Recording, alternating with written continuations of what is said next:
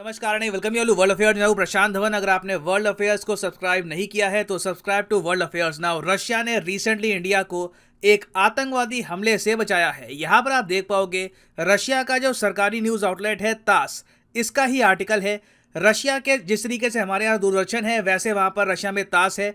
तो ये लोग कह रहे हैं कि FSB फेडरल सिक्योरिटी ब्यूरो ने डिटेन कर दिया है इस्लामिक स्टेट का मेंबर जो इंडिया में जाकर एक आत्मघाती हमला करने वाला था, मगर रशिया ने इस आतंकवादी को वहीं पर रोका। इसकी एक वीडियो बनाई। जी हाँ, लिटरली इन लोगों ने इसकी वीडियो अपलोड करी है जहां पर ये अपनी नेटिव लैंग्वेज में बात कर रहा है, बता रहा है कि किस तरीके से टर्की में इसके दिमाग में जो ये आतंकवाद वगैरह का आइडिया है ये डाल दिया गया और फिर ये इंडिया में जाकर एक टेररिस्ट अटैक करने वाला था। और आप जान के हैरान होंगे, इस आतंकवादी ने खुद रशिया की सिक्योरिटी फोर्सेस के सामने ये बात एक्सेप्ट करी है कि इसका टारगेट इंडिया में जो रूलिंग एलीट है वहां के लोग थे। मतलब कि ये आम आदमियों को मारने नहीं आ रहा था। जो लोग गवर्नमेंट में बैठे हैं इस वक्त टॉप लेवल पर, उनको ये आदमी मारना चाहता था। अब अगेन ये जो इसने यहाँ पर लाइन यूज करी है कि इंडिया के जो रूलिंग सर्कल्स हैं उन लोगों को मारना चाहता था, इसमें कोई भी हो सकता है। परहैप्स इंडिया के PM, होम मिनिस्टर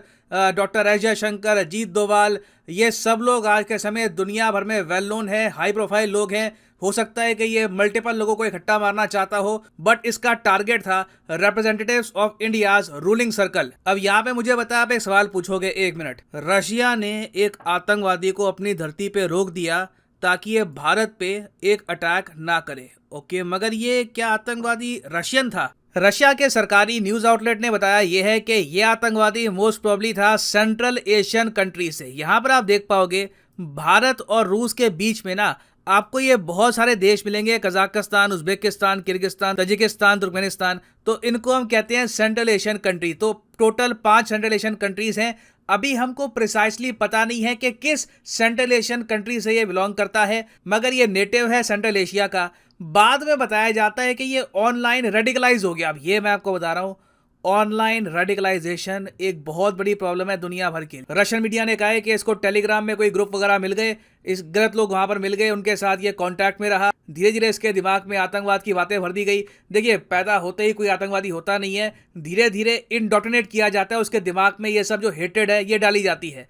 तो बताया जा रहा है रशिया की सिक्योरिटी एजेंसीज द्वारा कि इस आदमी के दिमाग में कि इंडिया में अटैक करना है या फिर आतंकवाद वगैरह करना है, ये सारी बात टर्किश बेस्ड ग्रुप्स ने डाली थी। बाद में जब ये बिल्कुल रेडिकलाइज हो गया तब ये टर्की गया भी। टर्की में इसकी कई मीटिंग्स हुई हैं, ट्रेनिंग हुई है इसकी यहाँ पर। और यहाँ पर आप देखोगे लिखा हुआ है from April to June 2022 while in Turkey. इसको रिक्रूट किया गया था by the IS leaders as a suicide bomber.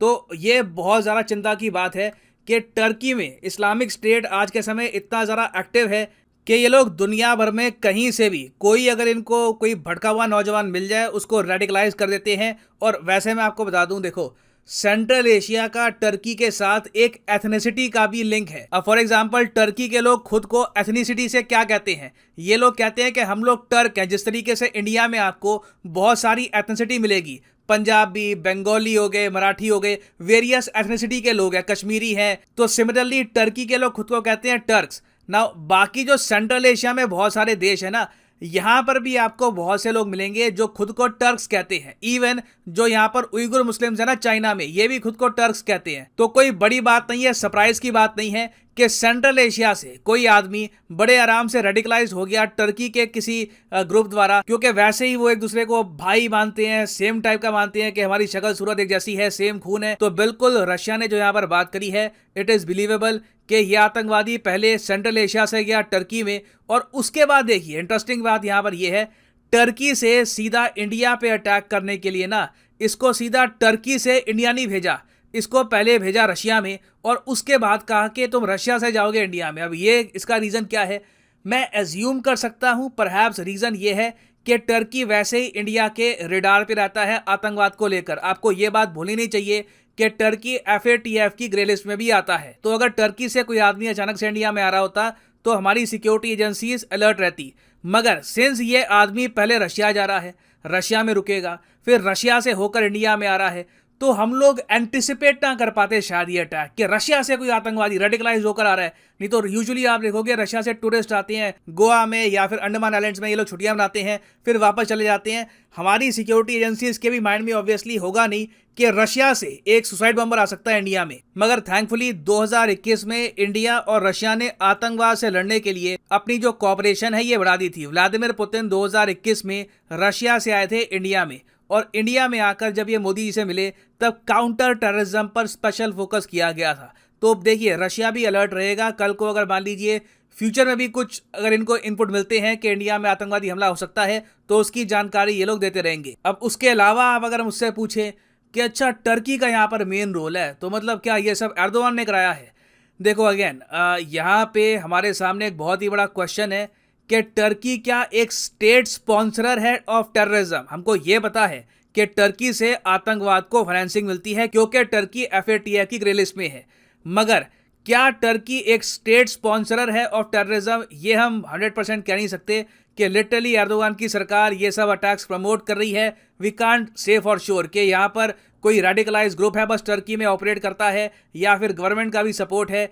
इसके बारे में ऑब्वियसली हमको और एविडेंस चाहिए होगा इन द नियर फ्यूचर। और हाँ, यहाँ पर मैं यही बता दूं, आप देखोगे रशिया के मीडिया ने रिपोर्ट किया है कि इस अटैक को रोका है FSB ने। नाउ FSB है क्या? देखो FSB वैसे इसकी जो फुल फॉर्म है वो रशियन में मिलेगी आपको, मगर दुनिया भर में इसको कहा जाता है federal security service. I am sure आपने लाइफ में काफी बार KGB के बारे में सुना होगा। KGB रशिया की सिक्योरिटी एजेंसी, जिस तरीके से इजराइल में मोसाद है, इंडिया में रॉ, पाकिस्तान में ISI, रशिया का KGB। बहुत लंबे समय से इस पर किताबें लिखी गई है, दुनिया भर में फेमस है KGB। अब KGB के बारे में मैं आज भी देखता हूँ कई इंडिया में सो कॉल्ड जियो पॉलिटिक्स की वीडियो बनती है, वहाँ पे लोग कहते हैं KGB आज भी है। रियलिटी में KGB खत्म हो चुका है। जब 1991-1992 के बीच में USSR का डिसोल्यूशन हो गया था, उसके बाद से KGB का भी एक ट्रांसफॉर्मेशन हो गया। KGB ने अपना नाम चेंज कर लिया और ये लोग बन गए FSB। और वैसे देखो FSB को ना मोसाद और रॉ से कंपेयर करना ठीक होगा नहीं, क्योंकि ये लोग मोसाद रॉ के बियॉन्ड बहुत कुछ करते हैं। मोसाद रॉ तो ठीक है, इंटेलिजेंस वगैरह गैदर करी, आतंकवादी हमले रोके, इस सब पे फोकस रहता है इनका।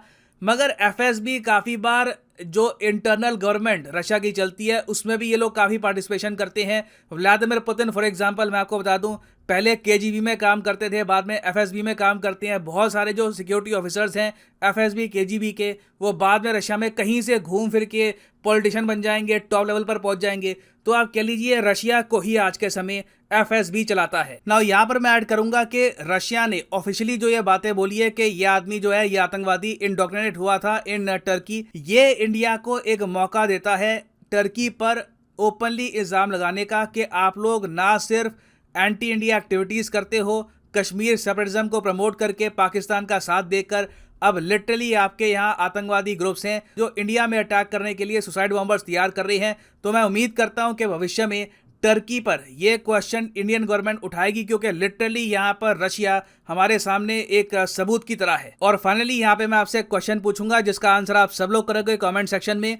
जो लोग सही आंसर करेंगे उनकी कमेंट को मैं हार्ट दे दूंगा ताकि बाकी लोग भी समझ पाएं कि सही आंसर क्या है। क्वेश्चन यहाँ पर यह है कि अलेक्जेंडर दुगिन, ये नाम आजकल बहुत ज़्यादा न्यूज़ में है। आपको बताना है कि अलेक्जेंडर दुगिन, जिन पर मैंने रिसेंटली वीडियो भी बनाई थी, ये एक फेमस जियोपॉलिटिकल थिंकर हैं। किस देश की? Option A Israel, option B Ukraine, option C Russia या फिर option D Japan. Comment section में सब लोग करो आंसर। सही आंसर मैं आपको दूंगा वीडियो के अंत में। नैरेटिव कौन सेट करेगा, कहानी शुरू से लेकर अंत तक क्या थी, ये कौन डिसाइड करेगा, इसको लेकर आज के समय चल रही है स्ट्रगल। और फाइनली यहाँ पर मैं ये भी ऐड कर दूं कि यूजुअली आप देखोगे अनअकैडमी के कोर्सेज पर जो सेल है ये होती है 10% की, मगर 29 तारीख तक, इस महीने की 29 तारीख तक एक 20% की सेल चल रही है। तो कमेंट सेक्शन में जाओ, यहाँ पे आपको मिलेंगे वेरियस एग्जाम्स के links, UPSC, SSC, bank, IIT, JEE। Simply यहाँ पे आपको करना है अपने लिंक पर click. For example let's say आप प्रिपेयर कर रहे हैं फॉर UPSC, क्लिक करिए UPSC पर और आपके सामने खुल जाएगा ये पेज, और यहाँ पर आप परचेज कर पाओगे